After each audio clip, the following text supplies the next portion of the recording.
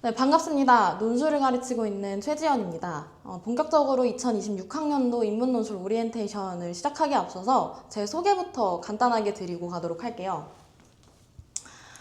네, 저는 연세대학교 교육학부를 졸업했고요. 또 학교를 다니면서 본래 친구들을 가르치고 만나는 소통에 강점이 있다라고 느껴서 그때부터 많은 학생들의 글을 읽고 고치는 것에서 쾌감을 느꼈고요. 그러면서 보기보다 대학생 때 열심히 살아서 이렇게 한 두세 권의 책을 내기도 했습니다. 간단하게 살펴봐 주세요.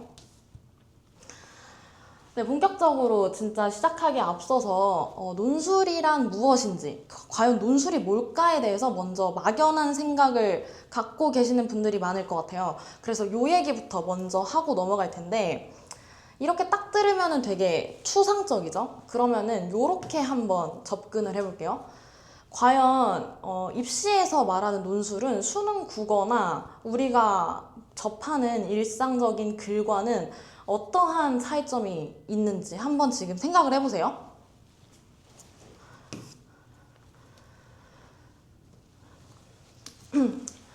네, 여러분들이 논술을 생각하면은 단순히 100일장 글짓기 대회, 그냥 뭐 천하제일 글짓기 대회, 잘 쓰는 친구를 뽑아가는 그런 운에 맡기는 시험이라고 생각을 하는데 대학 입시 논술은 그렇지가 않아요. 그렇게 학생들을 무작위로 뽑아가려고 만든 제도가 아니거든요. 그래서 제가 대학교 입시 논술 샘플을 두 가지를 가져왔습니다. 이게 여러분들이 많이 가고 싶어하는 경희대학교의 실제 기출문제고 요거는 한국외국어대학교의 기출문제예요. 그래서 요거를 좀 살펴보시면은 지금 짧게 여러 가지 제시문들이 복합적으로 나와 있는 거를 일단 볼 수가 있고요.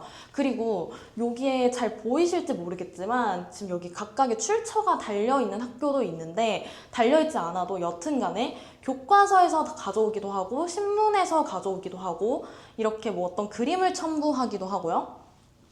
또 경희대학교 같은 경우는 이런 문학적인 감성을 또 중요시해요. 그래서 경희대뿐만 아니라 대부분의 학교들이 이런 문학에서 시나 소설을 같이 내는 경우도 많아요. 그럼 이제 이거를 통해서 저희가 알 수 있는 거는 뭐가 있을까요?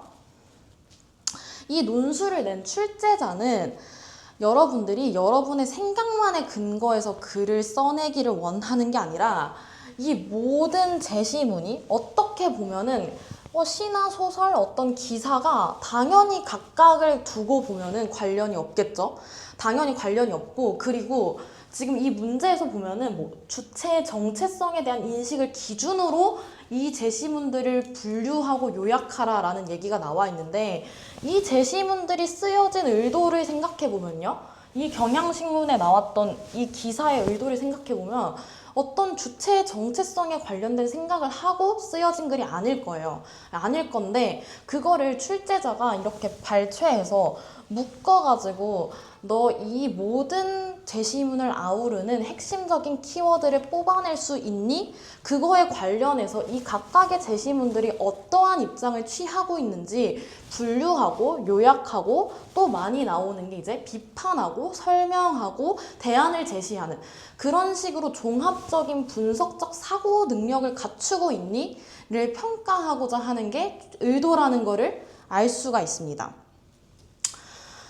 네, 그래서 제가 이렇게 뭐 말로만 설명을 드리면은 그래서 뭐 논술이 뭐 어떻게 하는 건지 그냥 저기 나와 있는 핵심적인 키워드 한 두세 개 혹은 핵심적인 문장을 갖다가 쓰면 되는 거 아닌지 이렇게 뭐 잘못 받아들이시는 분들이 있어요. 그래서 아주 쉬운 제시문으로 간단하게 논술이 어떤 거구나 그리고 이런 거를 이렇게 배워나가면은 나도 내 성적보다 높은 대학교에 붙을 수 있겠구나 라는 자신감을 한번 가져가 보시면 좋을 것 같아요.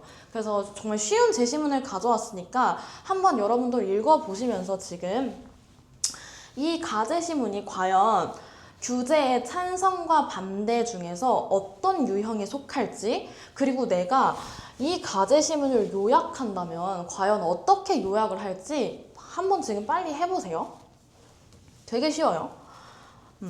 청소년 비만 및 각종 성인병의 주범인 탄산음료를 퇴출하기 시작했대요. 그래서 탄산음료 반입을 지금 금지했어요. 아, 여기 지금 탄산음료 반입을 금지한다라는 거는 규제로 볼 수가 있겠네요. 어떤 거를 못하게 막은 거니까. 그래서 읽어보면요. 대다수 사람들이 지금 어린이 청소년 비만이 빠르게 증가하고 있어서 이렇게 판매 및 반입을 금지하는 것이 올바르다고 주장했대요. 아, 그러면은 이 제시문은 지금 교내에서 탄산음료 반입을 금지한다라는 규제에 관련해서 올바른 방향이라고 주장을 했으니 규제를 찬성한다라고 볼 수가 있겠죠? 근데 여러분, 이 정도는 고등학교 3학년 수준이 아니라 한 중학생 정도도 이 정도는 찾아내요. 그러면은 이 제시문을 이제 관건은 두 가지 중에서 어디에 속할지 분류해서 끝나는 게 아니라 어떤 이유 때문에, 무슨 이유 때문에 규제 찬성과 연결이 되는지 핵심 키워드를 잘 밝혀주는 게 키포인트라는 거죠. 그래서 이거를 실제로 제가 학생들에게 풀려봤을 때 한 친구가 이렇게 요약을 했어요. 네, 가제시문은 규제를 찬성한다는 답은 맞았어요. 학부모와 보건의료 관계자와 같은 대다수가 이를 찬성했기 때문에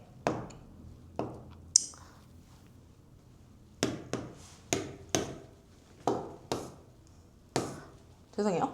대다수가 이를 찬성했기 때문에 규제를 찬성한다 했거든요. 여러분들이 이걸 읽었을 때 아, 가제시문의 내용이 정확하게 뭔지 딱 이해가 가시나요? 이게 얘가 왜 찬성을 하겠다는지 그런 게 와닿으세요? 저는 전혀 가제시문에 나와 있는 내용이 그러니까 얘네가 왜 찬성했는지가 궁금한데 그게 안 나와 있죠. 여러분들은 무슨 뭐 당연한 소리를 저렇게 써놨어 라고 할 수 있는데 실제로 본인이 글을 막상 써보면 이렇게 돼요. 여러 가지 제시문들을 읽을 때 정신도 없고 또 그 와중에 분류도 해야 되고 1번만 푸는 게 아니죠. 3문제, 4문제 정도를 풀어내야 되고 그 와중에 막 수많은 제시문들을 한꺼번에 이렇게 받아들이다 보면은 나도 모르게 그냥 이런 말도 안 되는 문장들의 나열을 해놔요. 그렇게 되면 어떻게 되는 거예요? 떨어지는 거죠. 네, 그러면은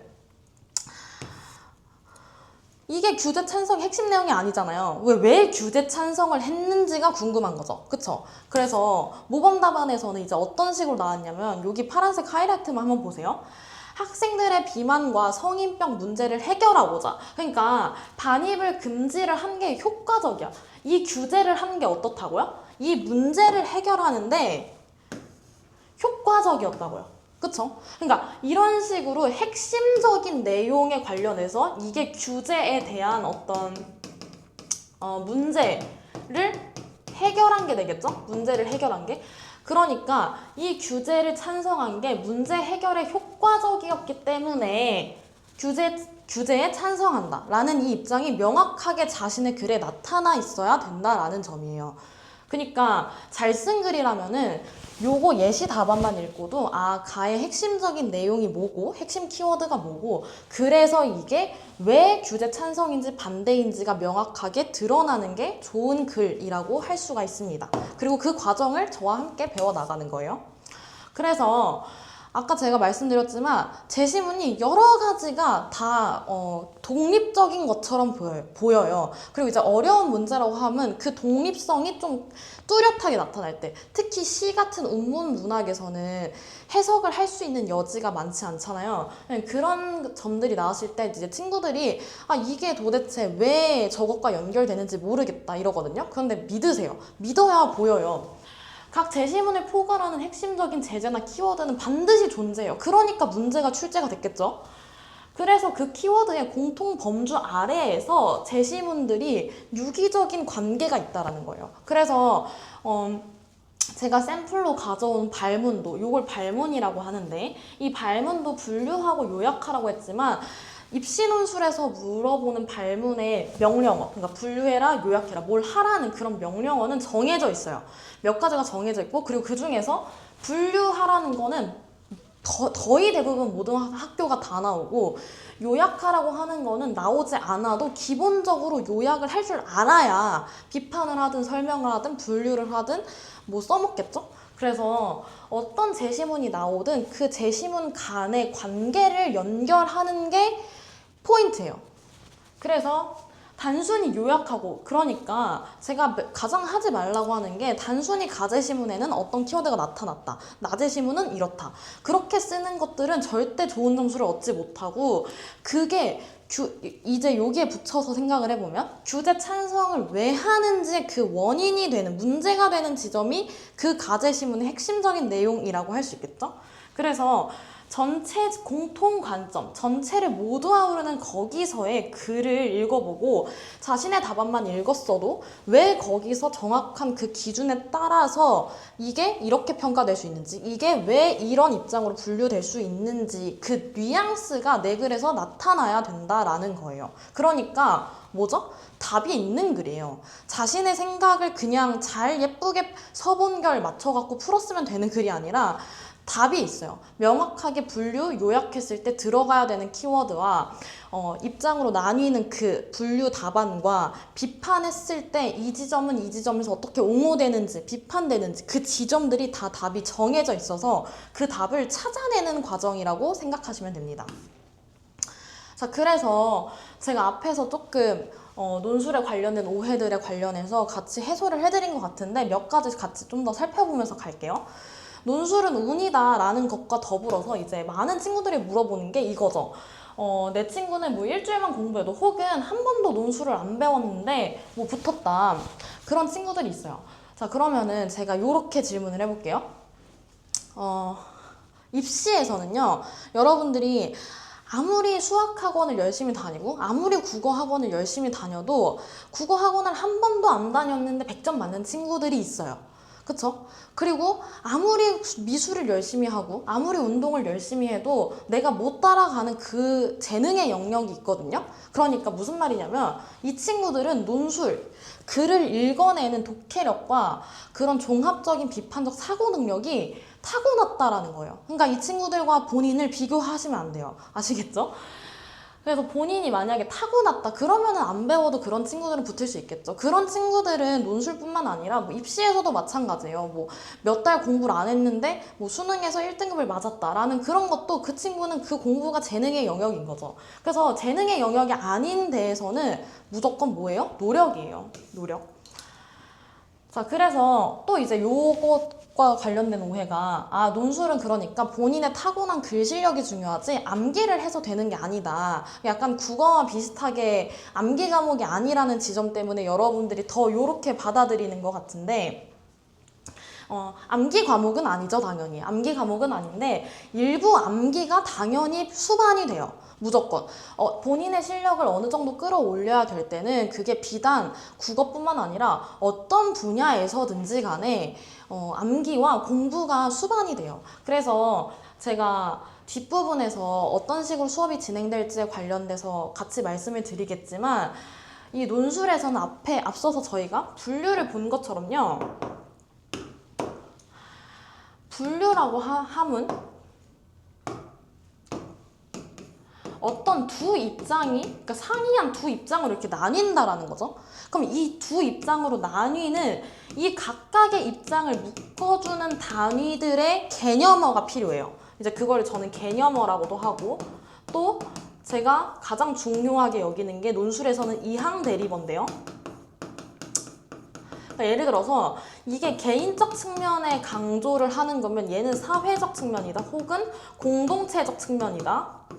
얘가 어떤 실질적인 부분을 강조하는 거면 얘는 어떤 명목이구나, 혹은 어떤 형식적 측면을 더 중시하는 거구나 라는, 이런 식으로 어느 정도 범주하에서 묶어줄 수 있는 개념어들에 대해서 뭐가 필요하다? 암기가 필요하다라는 거예요.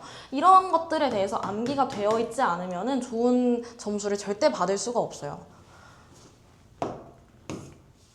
자, 그래서 그러면은 이제 뭐 본인이 알고 있는 배경 지식이 많으면 유리하냐?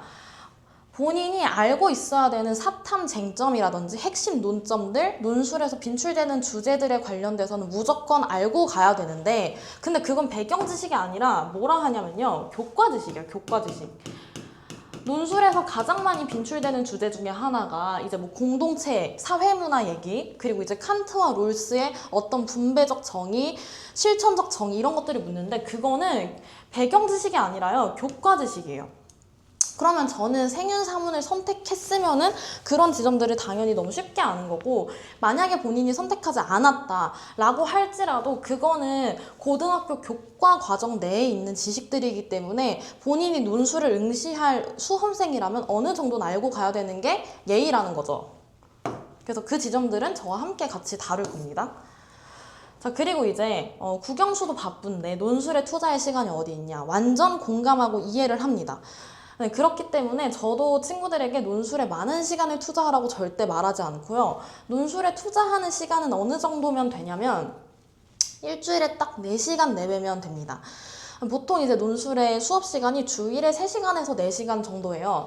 저도 그 정도를 진행하고 있는데 그 수업 시간 내에 웬만하면 문제를 풀고 첨삭도 하고 본인의 글을 읽은 지점과 내가 해설할 때 그게 어떤 지점이 다른지 스스로 피드백도 해보고, 그리고 과제로는 딱 답안 베껴 쓰는 과제가 집중하면 한 20-30분이면 할 수 있는 그 정도, 거기에서 끝나기 때문에 이거는 이제 핑계라고 할 수 있죠. 일주일에 3시간도 수험생이 따로 더 못 낸다라는 거는 핑계고, 그 시간을 여러분들이 유튜브 보는 30분만 줄이고 주말 오전에 늦게 일어나는 1시간만 일찍 일어나서 논술에 투자를 해주면은, 남들은 논술이 뭔지 모르고 수시 원서를 못 써서 고민할 때 나에게는 든든한 지원자, 든든한 백이 되어줄 수 있다는 점이에요. 자, 그리고 이제 논술도 재수생, N수생이 유리하다라는 말이 있는데, 이제 이거는 수치로 나와 있어요. 같은 그 모집 단위 내에서도 N수생의 합격 비중이 훨씬 높다라는 게 나와 있는데, 이제 그거는 N수생이 더 잘 써서는 아니고요. 이게 글이라는 게 솔직히 이게 단편적으로 비약적인 성적 향상이 일어나는 그런 지점이 아니다 보니까, 벌레가? 아니다 보니까 N수생이 더 유리하진 않아요. 그런데 최저를 맞추는 순간 최저 충족률이라는 게 논술엔 존재하죠. 그래서 그 최저를 맞추는 데 있어서 재수생과 N수생이 압도적으로 유리하기 때문에 그래서 이렇게 나타나는 거지, 글은 더 잘 쓰지 않아요. 미안한 말이지만 다 못 쓰기 때문에 여러분들의 경쟁자는 여러분들의 옆 친구죠. 제가 아니에요. 저랑 선생님들이 아니기 때문에 다 못 써요. 그러니까 자신감을 가지시고, 저 옆에 있는 친구보다 내가 조금만 덜 못 쓰면 붙는 거예요. 조금만 덜 못 쓰고 최저를 맞추면 붙는 거기 때문에 이거는 내가 수능 공부에도 많이 중점을 두고 해 나가면은 이런 지점들에 대해서는 충분히 극복할 수 있습니다. 자, 그래서요. 제 강좌의 특징은 결국 여러분들이 이런 논술에 대해서 처음 접하시는 분들이 대부분이기 때문에 두려움을 일단 극복하는 거예요. 완벽한 글 못 써요. 저도 못 써요. 아무도 못 쓰고 완벽한 글을 써야 붙는 것도 아니에요. 그리고 논술은 여러분들이 아직 안 쳐봐서 모르겠지만 굉장히 타임 어택이 심해요. 보통 100분에서 120분 내외에 2000자 내외 이상 정도의 글을 다 읽어내고 이해하고 개요 쓰고 그걸 글로 옮기는, 완성하는 것까지 2시간 내에 하는 거는 무리예요. 힘들기 때문에 그 시간 내에 완벽한 글을 할 수는 없어요. 그리고 되게 막연한 범주가 많기 때문에 내가 모든 단어를 알고 독해력을 올려야겠다라는 것보단 그냥 그날 매일매일 해야 되는 것들, 해야 되는 국어 모의고사 지문만 열심히 이해해도 여기에 도움이 되고, 또 논술 수업을 들을 때 배웠던 배경 지식 같은 거 하나하나 챙겨 나가다 보면 어느 순간 올라와 있을 거예요, 실력이. 아시겠죠? 자, 그리고 아까 말씀드린 것처럼 내 생각을 나열하는 글이 아닙니다. 정해진 답이 있고요. 내가 그걸 왜 이렇게 답을 정했는지를 근거를 들어준다 라고 생각을 하면 편합니다. 그래서 핵심어는 암기를 해야 돼요. 암기를 하지 않고 그냥 나와 있는 단어들만 다 갖다 쓰는 거는 좋은 점수를 얻지 못하고, 이거는 모든 대학교 평가 기준에 나와 있습니다. 그리고 논술의 기본은 각각의 제시문들을 그냥 단순히 열거하는 게 아니라 발문과 제시문 연결 지점을 치밀하고 꼼꼼하게 찾아내서 연결하는 게 가장 중요합니다. 그리고 논술에서 제일 중요한 건 결국 많이 쓰고 고쳐봐야 돼요. 아무리 자기가 강의를 듣고 선생님이 이렇대 저렇대 라는 걸 해봐도 본인이 인출해내는 글로 써보는 건 정말 달라요. 그쵸? 수학도 마찬가지고 국어 모의고사도 마찬가지일 거예요. 정도 그렇지만 이건 특히 더더군다나 여러분들의 적극성이 필요한 분야예요. 글을 직접 써야 되기 때문에. 그래서 안 써본 사람은 안 써본 사람은 절대 개념 강의만 듣고 합격하지 못합니다. 많이 쓰고 고쳐본 사람이 제일 여기서 이길 방도는 없다라는 점. 자, 그래서요, 제 1년 커리큘럼은 제가 연결을 중요시하기 때문에 커리큘럼의 핵심 키워드는 저는 커넥션으로 뽑아봤어요. 또 제가 존경하는 스티브 잡스가 그 연설에서 커넥팅 더 다츠라는 그런 연설을 해서 유행이 되기도 했었죠. 그래서 그런 점에 이제 영감을 받아서 이렇게 지어봤습니다. 그래서 처음엔 점을 찍을 거예요. 어휘, 발문, 제시문, 독해 각각을 어떻게 하는지를 배울 겁니다. 기초 단계죠. 그래서 핵심 개념을 암기해가면서 어휘나 발문 같은 것들을 각각 이렇게 점을 찍어 나갈 거예요. 각각 배울 거예요. 그리고 이렇게 배우고 났으면 이제 핵심 개념들, 자주 나오는 빈출 지문들을 적용하면서 거기 나오는 것들을 가져갈 거예요. 그리고 이제 유형별로 분류해라, 뭐 비교해라, 대안 제시해라 이런 것들을 그런 유형별로 어떻게 답안지를 작성할 건지 좀 실전 연습을 상반기에 하고, 그리고 6월, 7월쯤이면 이제 각 대학교에 모의 논술이 나옵니다. 그러면 그 모의 논술을 또 토대로 내가 실제로 이제 하반기에 9월 달에는 수시 원서 접수도 해야 되니까 쓰기 전에 실전 연습을 해보면서 내가 어느 학교가 맞는지 또 어느 학교는 쓰면 안 되는지 본인의 수능 성적을 고려해서 실전 몰입 훈련을 할 겁니다. 그리고 이제 그 이후에는요, 수시 원서도 쓰고 그러면서 자기에게 맞는, 성적대에 맞는 대학교들 위주로 추려지겠죠? 그 대학교들 위주로 대학별로 파이널 실전 모의고사를 해 나가는 과정입니다.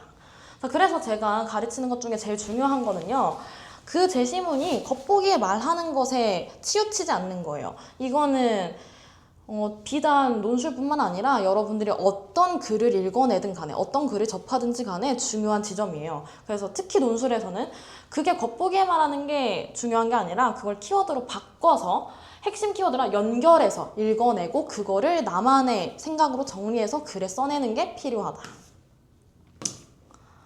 자, 그래서 제 수업은 어떻게 진행이 되냐, 일단 저렇게 수업을 들었으면은 가장 본인의 글 실력이 빠르게 느는 방법은 좋은 문장을 베껴 쓰는 거예요. 이건 모든 사람들이 모든 학교의 모의 논술 가이드북이라든지 모든 논술 강사분들께서 강조하는 건데, 좋은 글을 빨리 써봐야 돼요, 많이. 그래서 이거 실제로 제 학생들이 직접 써보고 그거에 관련돼서 키워드를 추출하고 분석해 본 건데요. 이렇게 정리를 했다. 이런 핵심 키워드, 대립되는 키워드, 문제에 대한 답변 두 가지식을 어떻게 했다라는 이런 구조랑 내용, 키워드를 가장 빠르게 습득하는 방법은 모범 답안 필사이기 때문에 이 과제는 제가 무조건 내주고 있고 요거는 무조건 해와야 다음 수업이 진행이 가능합니다. 자, 그리고 제가 여러분들이 글을 읽어내는 본질적인 접근 방식 자체에 저는 관심이 많아요. 단순히 어떤 스킬만을 적용해서 글을 풀어내는 게 아니라 결국 이것도 본질적으로 읽는 거예요. 본질적으로 독해가 돼야 되기 때문에 그 글을 읽어내고 어떻게 개요를 작성하는지 그냥 대학교 예시답안만 주고 마는 게 아니라 제가 실제로 읽으면서 했던 생각들이라든지 정리한 방식, 개요 정리 방식, 비교 기준 같은 것들을 다 제 분석본에 넣어가지고 그날 해설본으로 나눠주고 있습니다. 그리고 논술을 가르치시는 분들 중에서는 어휘 테스트를 보는 분이 제가 알기로는 없는데, 저는 어휘 테스트를 중요하게 생각해요. 왜냐하면은 결국 단어를 알아야 써요. 그쵸? 그리고 특히 여기서 중요한 건 유사어나 반의어. 이런 유사어나 반의어를 알아야 내가 그것과 연결돼서 핵심적인 이항 대립을 잡고 분류 기준을 잡았을 때 남들보다 양질의 단어를 쓸 수 있어요. 이게 단순히 현학적인 단어를 쓰라는 게 아니라 자주 빈출되는 단어들이지만 읽으면 알지만 내가 실제로 쓰지는 못하는 그런 단어들 위주예요. 그래서 여기도 보면은 유사어 반의어에 보면 개인주의, 자발성 이런 걸로 제가 넣어놓은 게 이런 게 논술에 많이 나와요. 많이 나오고 보면 알지만 내가 인출하지 못하는 것들을 인출하게끔 도와주는 용도로 어휘 테스트를 보고 있다라고 생각하시면 됩니다. 자, 그리고 가장 중요한 건 논술에서는 결국 첨삭이죠. 누가 해주냐가 중요한데 저는 제가 밤을 새서라도 다 제가 직접 합니다. 제가 직접 하고 제가 하나하나 보면서 이렇게 어떤 지점에 또 여러 가지 추가 키워드를 진짜 무제한적으로 친구들과 소통하면서 계속 끊임없이 주고, 뭐 카톡으로도 주고받고, 전화로도 주고받고, 이거 뭐 인쇄해서 따로 나눠주기도 하고요. 다양한 방식으로 첨삭에 정말 공을 많이 들이고, 그래서 수업을 하고 나면은 목이 몇 명만 안 해도 쉴 정도로 첨삭을 열심히 해주고 있으니까요. 네, 참고해주시면 좋을 것 같습니다. 네, 그러면은 요거를 보신 여러분들이 다 논술로 대학을 가기를 바라면서 이만으로 2026학년도 인문논술 오리엔테이션을 마치도록 하겠습니다. 감사합니다.